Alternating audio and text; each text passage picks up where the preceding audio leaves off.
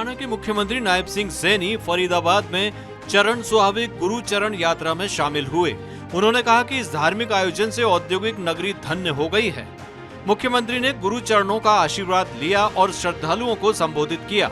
यात्रा में शामिल श्रद्धालुओं में भारी उत्साह देखने को मिला, जिन्होंने गुरु चरणों में अपनी श्रद्धा अर्पित की। गुरुवार रात को बदरपुर बॉर्डर से चरण सुहावे यात्रा ने फरीदाबाद में प्रवेश किया था और सेक्टर 37 से होते हुए ये यात्रा गुरुद्वारा श्री गुरु सिंह सभा सेक्टर 15 में कुछ देर रुकने के बाद मध्य रात्रि को गुरुद्वारा दरबार साहिब में पहुंची। यात्रा में दशम पिता गुरु गोविंद सिंह जी महाराज और खालसा की माता साहिब कौर के पवित्र जोड़ा साहिब को लेकर निकली यात्रा का जगह जगह गुरु की प्यारी संगत ने स्वागत किया। गुरुद्वारा दरबार साहिब में संगत को संबोधित करते हुए मुख्यमंत्री ने कहा कि आज औद्योगिक नगरी धन्य हो गई।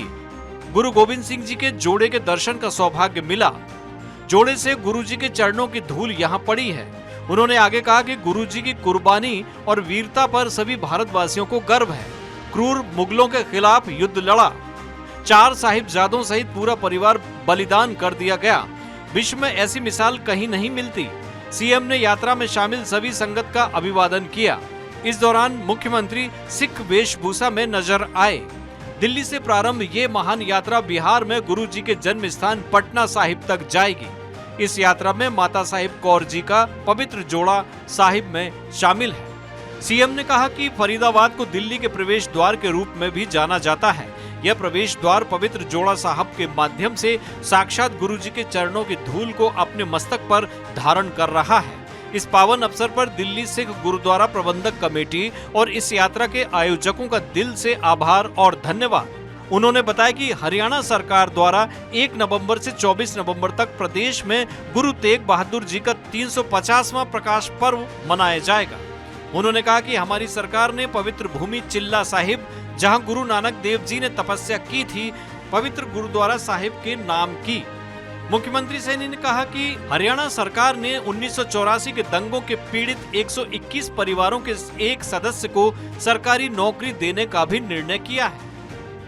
121 हरियाणा प्रदेश के अंदर ऐसे परिवार जिन परिवारों ने 84 के दंगों में जिन परिवारों ने वो उनके परिवार उस समय उस ग्रास में चले गए थे, ऐसे परिवारों के 121 परिवारों को हमने हरियाणा प्रदेश में उन परिवारों के एक सदस्य को नौकरी देने का हरियाणा सरकार में वो निर्णय किया है।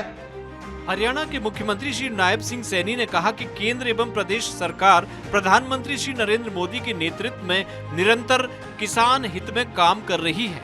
चाहे किसानों के गन्ने का एमएसपी बढ़ाने की बात हो या धान एवं गेहूं आदि फसलों की एमएसपी पर खरीदी हो, हर कदम किसानों की आमदनी बढ़ाने के लिए उठाए जा रहे हैं। मुख्यमंत्री अपने सरकारी आवास संत कबीर कुटीर में किसानों से बात कर रहे थे। कुरुक्षेत्र, यमुनानगर समेत कई क्षेत्रों से अनेक किसान दिवाली के मौके पर गन्ने का एमएसपी बढ़ाने पर मुख्यमंत्री का धन्यवाद करने पहुंचे थे।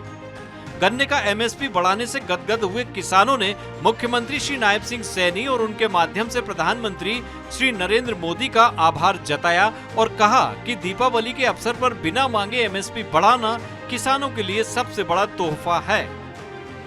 मुख्यमंत्री श्री नायब सिंह सैनी ने यह भी कहा कि सभी 24 फसलों की खरीद एमएसपी पर करने वाला हरियाणा देश का पहला राज्य है।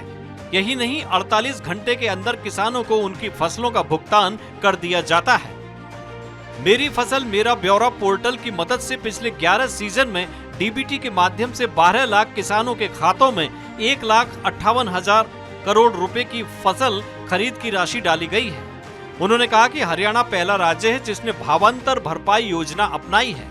इस योजना के अंतर्गत 21 फलों, सब्जियों व मसालों को कवर करके 29,864 किसानों को 135.37 करोड़ रुपए की प्रोत्साहन राशि सीधे किसानों के बैंक खातों में डाली गई है। मुख्यमंत्री ने बताया कि तेज बारिश या अन्य आपदा में खराब हुई फसलों की मुआवजा राशि को बढ़ाकर 15,000 रुपए प्रति एकड़ किया गया है। इसके अतिरिक्त प्रधानमंत्री फसल बीमा योजना के तहत 33 लाख किसानों को 9,626 करोड़ रुपए के क्लेम वितरित किए जा चुके हैं। Bureau report, Swaraj express, Haryana.